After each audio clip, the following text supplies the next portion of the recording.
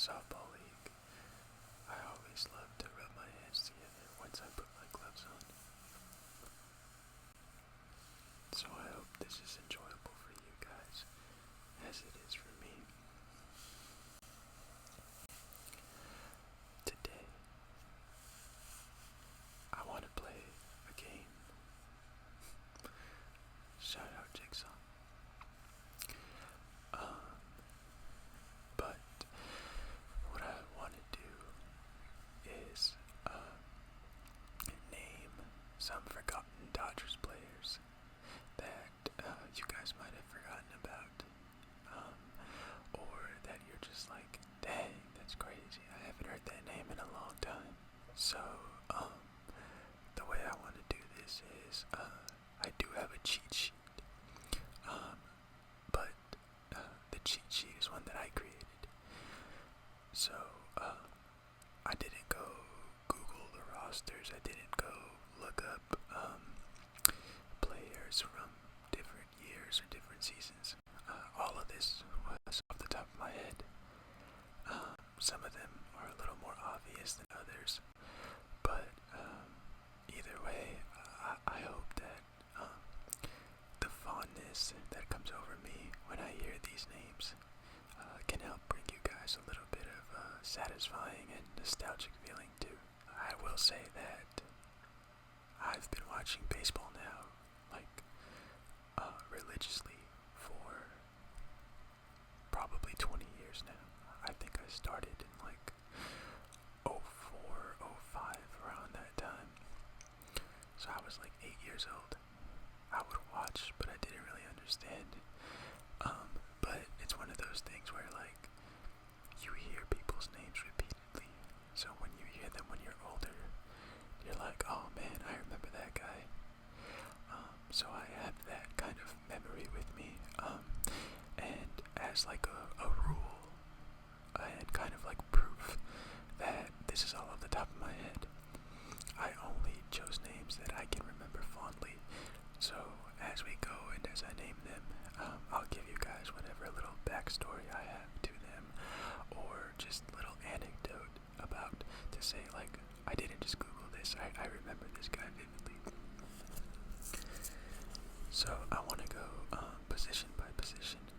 I broke it down into not just the 9 out on the field: pitcher, catcher, first base, second base, third base, shortstop, left, center, and right. But just because there's a couple names that I thought of and I didn't want to flood pitchers, I went with starting pitchers, I went with relief pitchers, and I went with closing pitchers. I also added a utility, and that's going to be for one specific memory that I have that I think is a really cool story that you guys might want to hear. So that was the only reason I added utility. That's only one guy on there, so I'll get to him later. But so yeah, those are the rules. Rules, if you will. They're not quite rules, but just a way to get a little bit more whispering. Make this video a little bit longer than just skimming through a couple of names.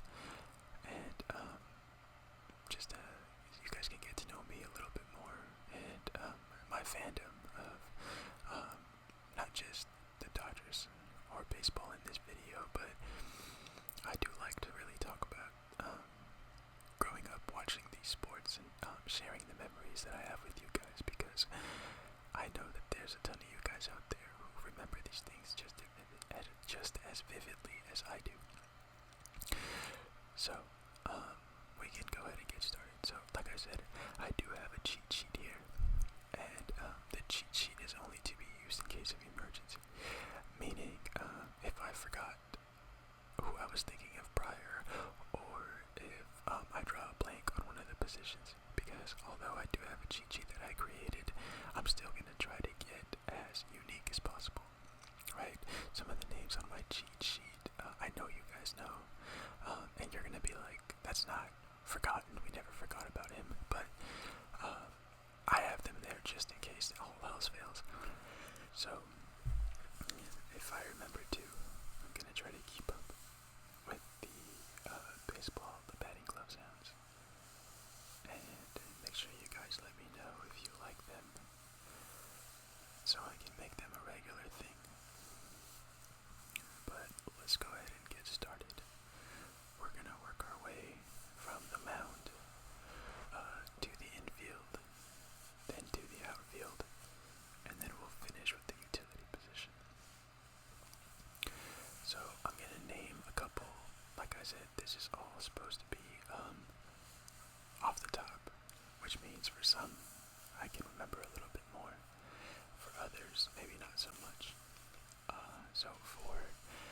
starting pitchers that you guys might have forgotten about. Let's start with Chad Billingsley.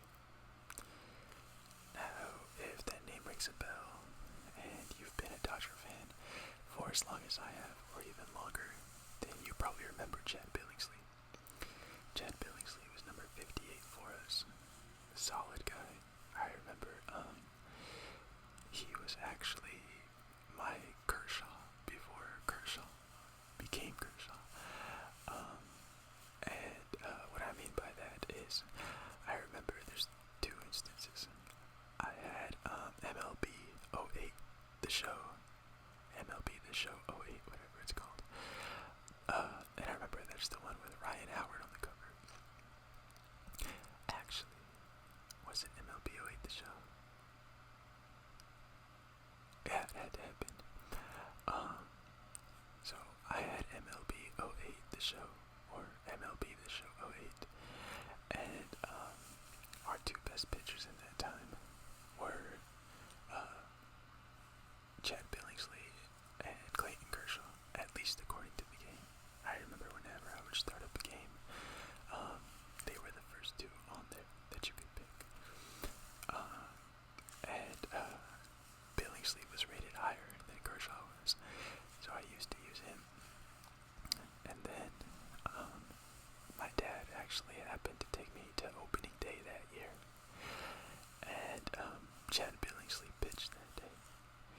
And so that just kind of furthered my I saw him in the game, I used him in the game, and then he happened to pitch on opening day that year, and I got to be there live. That was a really cool thing for me at the time. So when I say he was Kershaw to me before Kershaw was, I remember saying this guy's better than Kershaw. At least that's what the game told me, and he opened the season for us. So I really liked him. I did at the time. If he would have played any game, or if you would have asked me who's your favorite pitcher, I would have said Chad Billingsley. Now I didn't know Clayton Kershaw would grow to be what Clayton Kershaw is.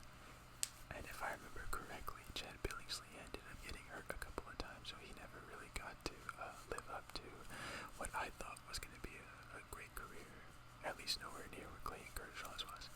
I actually remember we got rid of him shortly after too, and I don't remember what team he ended up on, but I remember he grew a beard during that time.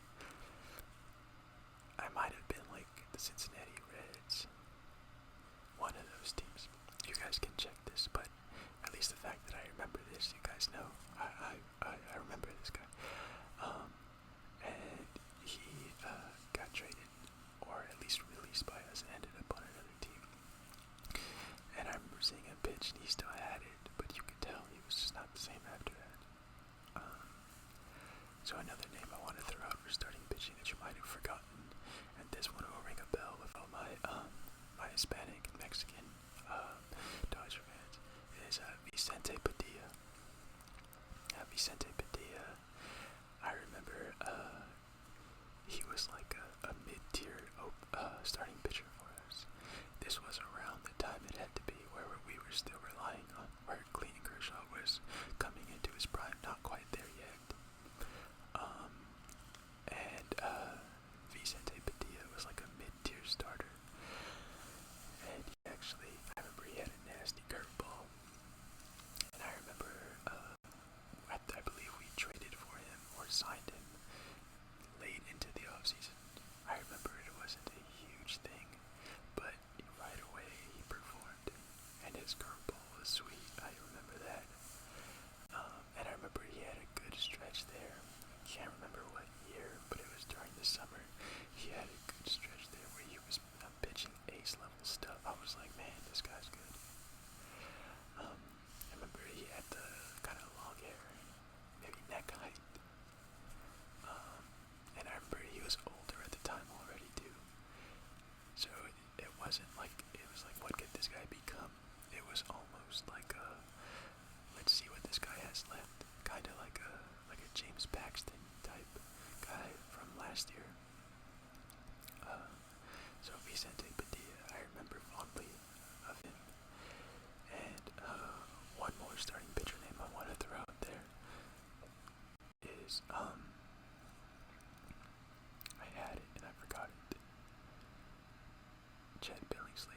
reason. Oh, Randy Wolf. Randy Wolf, this had to be around '09, maybe 2010. And I remember Randy Wolf, lefty. He either came from Milwaukee or he left to Milwaukee after us, but I remember he was a Brewer. And I remember, yeah, he had that crossbody left-handed, also a good breaking ball. And I remember also a nasty curveball from him. And I remember there was a game where I believe he had a no-hitter going pretty deep into the game. And I remember thinking, man, no way this guy's going to get a no-hitter. He didn't get it, but I remember fondly of him, another guy, older. I think he was a trade deadline guy.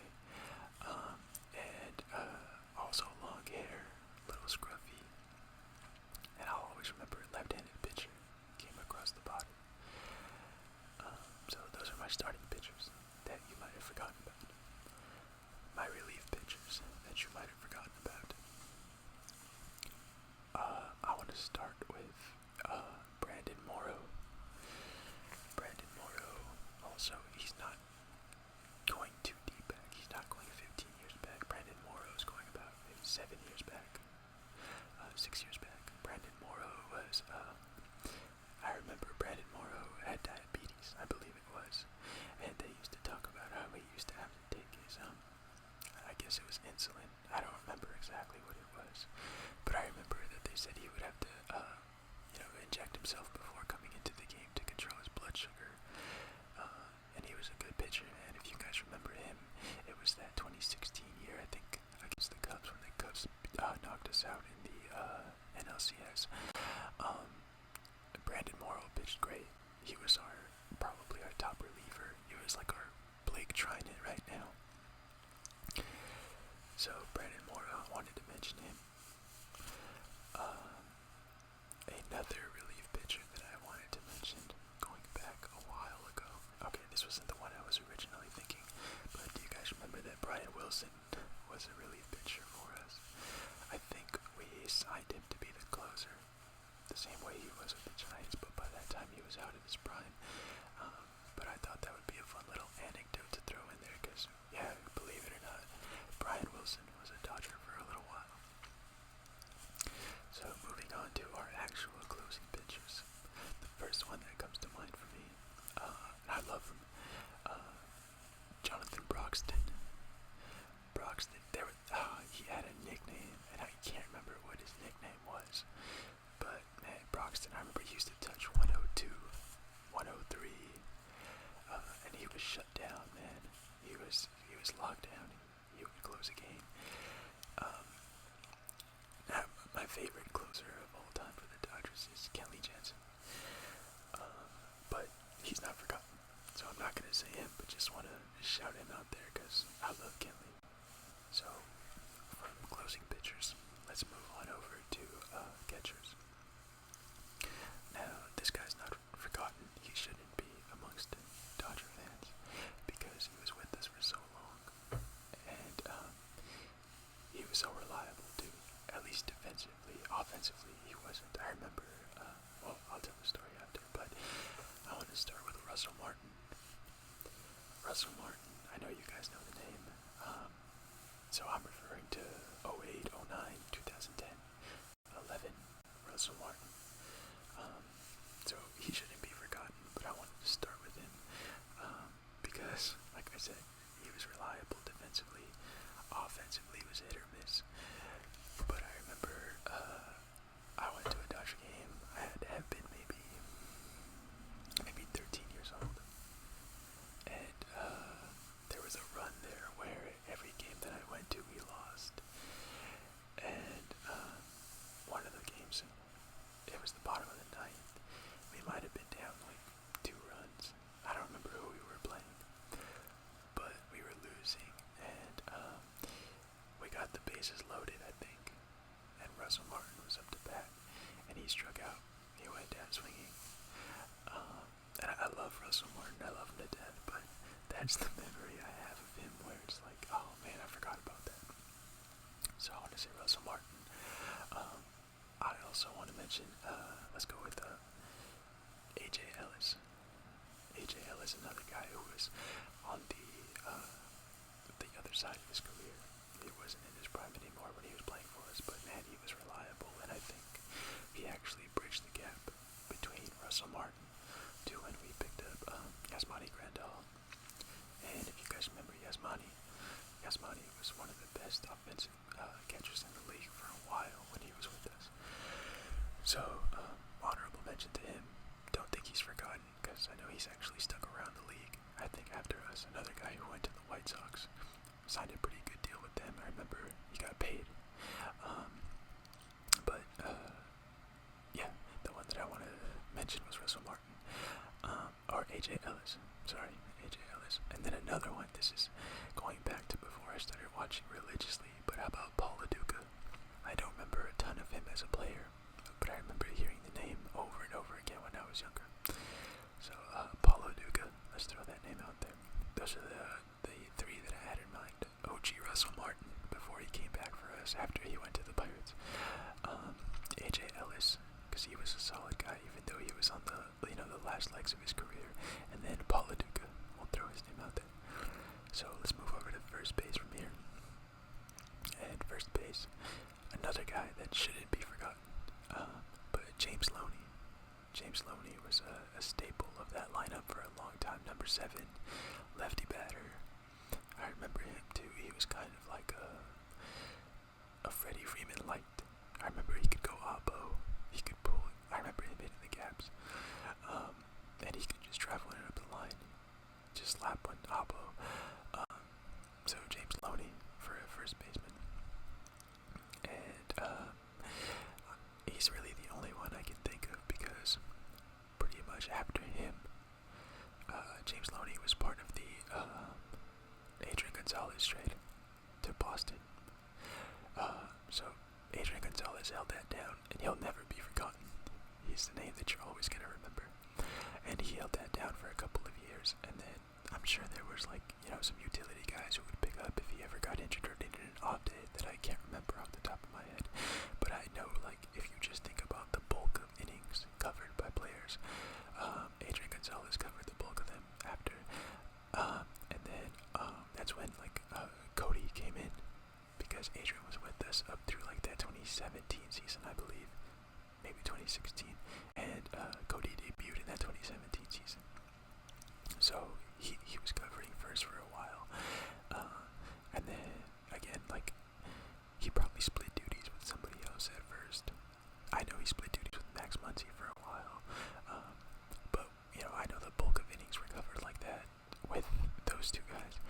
So if there's any other names that you guys can think of during that time that bridge that gap, drop them in the comments below.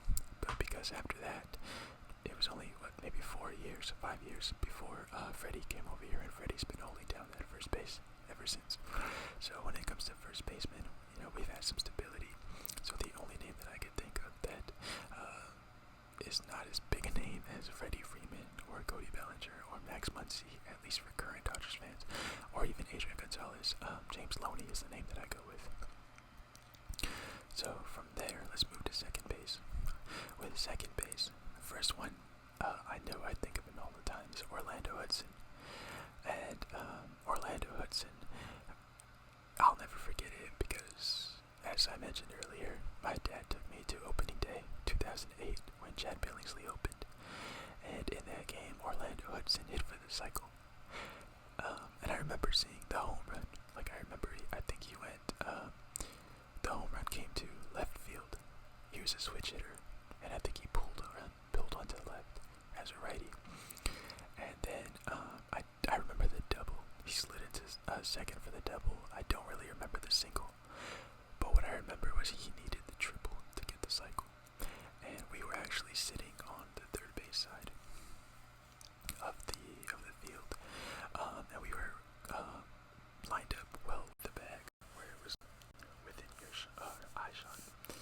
And I remember he slid into third head first, and then he was called safe. And I remember he did some kind of point up, or I don't know if he signed lacrosse or something, but I remember him looking up and pointing up. And that's the image I have in my head of Orlando Hudson, because he got the triple. He needed the triple, and he slid in safe just right in front of me. So Orlando Hudson's my name for second base. But I also want to mention another guy, because this guy came up a little bit after Orlando Hudson. We had a couple intermediate guys, but our next staple second baseman was D. Gordon. D. Gordon was super fast. That dude was super skinny, super lean, but he was fast. So I know he stuck around. I think he goes by like D. Strange Gordon now or something like that. I'll say him, but then also Mark Ellis. And the reason I remember Mark Ellis is because I remember Mark and AJ were Dodgers at around the same time, and I used to confuse them because I didn't know which one was the second baseman and which one was the catcher. Then AJ started to outperform Mark, so it put into it was a little bit easier to tell. Like, oh yeah, AJ became a little bit more household, at least in my household. So I was able to tell them apart. But Mark Ellis, I remember he was a second baseman. And then I want to go with Jeff Kent. Another little anecdote from the Giants. Just like Brian Wilson, Jeff Kent came from the Giants. And, he's a long-time Giants player. It's funny because I remember also with him, he was in MLB The Show 08 as a second baseman for us. And I remember I liked him, obviously. He was on the Dodgers whenever I would use them, but I didn't know the story that there's a lot of Dodger fans who, just to this day, don't like him because of his history with the Giants. He's a Giant more than he's a Dodger. There's nothing wrong with that, but I didn't know that at the time, so I remember liking him. So Jeff Kent is a name that sticks with me for second base. From there, we'll go to third base. And with third base, first name that comes to mind is Juan Uribe. I love Juan Uribe. He's another name that's probably amongst longtime Dodger fans a little more household, because my Dodger fans who go as far back as I do, you guys remember that 3-run home run against Atlanta in the playoffs in 2013, where he pulled it, and he got all of it, and he knew it as soon as he hit it. So that's one fun memory, so I like to use him. But I also like to go with Casey Blake. I don't know how many of you guys remember Casey Blake. Casey Blake, for whatever reason, is a name I never forgot as our third baseman, and he was pretty good at the hot corner. I remember that. He wasn't, God's gift to third base, but he was solid. He was consistent, a solid bat. And I remember he manned the ship at third base for a while too. So I'll go with Casey Blake. So let's go to shortstop. And for shortstop, again, another name that he's an OG. Rafael Furcal. He held it down at shortstop. That guy was fast. Switch hitter as well. And I remember, same thing. He used to lead off for the Dodgers. And I saw him a couple of times open the game with a squeeze bunt, or like he would try to lead the game off with a bunt for a base hit, and he used to get it. I remember it, and I saw that. And when I would play MLB The Show 08, I used to do the same thing. I used to put one down on the first pitch of the game, have him beat it out because he was fast. So he stuck around for a while at shortstop, and as a matter of fact, I remember after he went to the St. Louis Cardinals, again, in the twilight of his career, but I do remember him being with the Cardinals. So I want to mention Rafael Furcal first and foremost. Another shortstop that we had for a while, this guy's well known, he should be well known, Hanley Ramirez. I feel like recently he's been getting his flowers a little more, and it's because of Mariachi Joe. Because in that 2013 playoffs too, when Joe hit him and broke his ribs, and we lost the series after that against the Cardinals. That's one thing that recently I know has come back up a lot. Was like, as much as we all love Joe now, never forget that he ended our chances at a World Series in 2013, because we were looking good that year. I remember that too. And I remember he might have hit a home run in that game actually, and I think he got hit later on in the game. But yeah, broke his ribs, and I remember it like being just hurt, pissed when I heard. I was like, damn, broken ribs, we're out of here. So yeah, Hanley Ramirez, honorable mention. From there, let's move on to So with left field, I gotta start with Juan Pierre. Juan Pierre, this dude was super fast. This guy used to steal all the time. And I remember, to speak to it a little bit more, like with my experience, we would go to games, and we used to sit in the left field pavilion sometimes, and whenever he would come up to bat,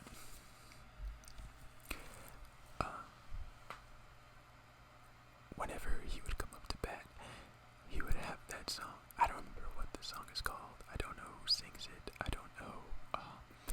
I don't even know if I could find it. But the song used to start off saying something along the lines of, "I used to run base like Juan Pierre," and so he had that song on as his walk-up song. So I do remember that. But Juan Pierre was my choice for left field. For center field, I remember Andrew Jones.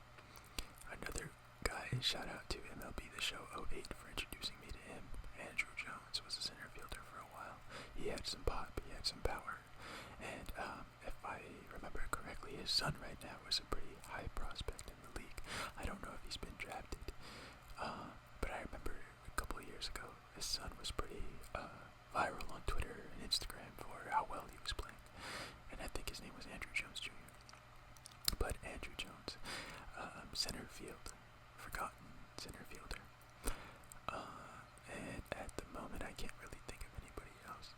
If you guys notice, a lot of the players that I remember are from that either 2008 or 2013, and there's like in between those times, because those were the times where like I was just coming into my own in terms of being a huge Dodgers fan. So in that time, like, to me, I can name a lot of outfielders, but I don't remember them being like constantly rotated in and out. To me, we had a staple outfield of Manny Ramirez in left, Matt Kemp in center, and Andre Ethier in right. So yeah, like I don't know too many, or I can't remember too many outfield names, but I remember Juan Pierre from that 08, Andrew Jones from 08. And so center field and left field, I can't really think of anybody else from around that time period, because if you ask me by default, I'm gonna say, yeah, Matt Kemp was our center fielder, Manny was our left fielder, and Andre Ethier was our right fielder. So that's my pick for center field, Andrew Jones. Moving on to right field, as mentioned, I gotta start with Andre Ethier, another legend, another one that will never let him be forgotten, but I couldn't make this video without giving him his dues, because Andre Ethier was my favorite player in the 2008, 2009, 2010 time. Man, that lefty swing that he had was beautiful. I remember he had a 3 home run game. I remember he had a grand slam. Might have been a walk-off grand slam. And yeah, that number 16, that lefty swing was beautiful. I remember he had the hair curls back here that would curl out of his helmet. Yeah, Andre Ethier, so many fond memories with him. He won a Silver Slugger, I believe, in 2009 or 2010. And then I think he won it again the year after, so either 2010 or 2011. But that guy was as consistent as it gets and such a beautiful home run swing. So Andre Ethier, gotta give him his dues. For another right fielder, this is coming from my cheat sheet, J.D. Drew. J.D. Drew, I remember another guy, he was with Boston, I think before he came to the Dodgers. And don't remember too much about him either, but I do remember him being in right field. I remember seeing him in a Red Sox uniform too. So J.D. Drew, another name that you might have forgotten as a Dodgers right field. So the last one, and possibly the most interesting one, the one I'd actually argue I kind of added utility for in the first place at all, is Charlie Culberson. You might not have remembered him very, very well, but I have one extremely fond memory of him, and that's that he won the division for us in 2016 with a walk-off home run in the last game of the season, and I was there. And that was also Vince Scully's last game announcing.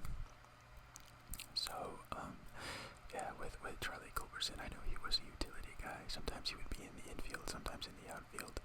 As a matter of fact, I think for that game, I think he had pinch hit. Maybe he didn't. I don't know. I don't remember that, but I remember he pulled a ball to left field, walk-off home run, and I think it was in the bottom of the 10th, if I remember correctly. And so when the game finished, they announced us as the NL West Division champions. And then Vince Scully came on over the audio system, and he sang to us and to his wife a song. I don't know what the song is. I think he says something about us being the wind beneath his wings. But that's a memory that I'll never forget. For that one, it was a Sunday. The last game of the season was on a Sunday, and I was actually on my way to go play basketball with my friends. We would play basketball every Sunday morning. And my aunt, my cousin, she called me while I was on my way to go play basketball, and she said, "Hey, I have tickets to the last game of the season. Do you want to go with me?" And I almost didn't go. I almost was like, "No, I'm gonna go play basketball with my buddies, but thank you for the offer." But I did. I went. I turned around. I made a U-turn. I changed. She came to pick me up, and we went. And I think she got the tickets from her brother, who worked in Dodger Stadium. And so we got loge entrance through like a VIP preferred area, and then we went to a bar. I wasn't 21 at the time. I was only like 18, 19 maybe. So we went to the bar so she could get something. So she took us through a back way before the game, and then we went to go sit down, watch the game, and yep, Charlie Culberson walked it off, and Vince Scully sang to us. So that's one of the greatest memories I have, being a Dodger fan. So I had to put utility in there for Charlie Culberson and for Vince Scully, being able to see there for his last game, just to be there for his last game, and for him singing to us. I'll never forget that. So there you have it, guys. That's a player you might have forgotten from each position for the Dodgers, at least one, over the last 15, maybe 10 to 15 years. If you guys can think of any more that I'm forgetting, anybody who sticks out vividly in your memory, for no matter how big the reason, is just a player that you never forgot about, go ahead and drop them in the comments. I want to know who it is. I want to know who it is that I'm forgetting. And hopefully I was able to kind of trigger some memories for you guys from your fandom, from when you were younger. Anybody that you might have been like, "Oh man, I haven't heard that name in years," or "Oh man, I remember that guy, I forgot about him." So, like, comment, subscribe, leave me your answers to forgotten players, and we can discuss back and forth, like, "Oh man, that's right." And let me know your guys' stories. I want to know what it is that made you guys become Dodger fans, what it is that kept you guys as Dodger fans, and like, what are some memories that you have growing up as a Dodger fan. Like I said, I say it in every video, I want to build a community here of people who share the same interests as me, who have the same passions as me, and who we can just converse with each other and talk about the good old days, while still enjoying the good old days that we're currently in. We just won the World Series, but yeah, let me know who you guys can think of, who I'm missing, and what it is that made you guys become Dodger fans in the first place. So I'll see you guys in the next one. I'm gonna try to continue making content regularly.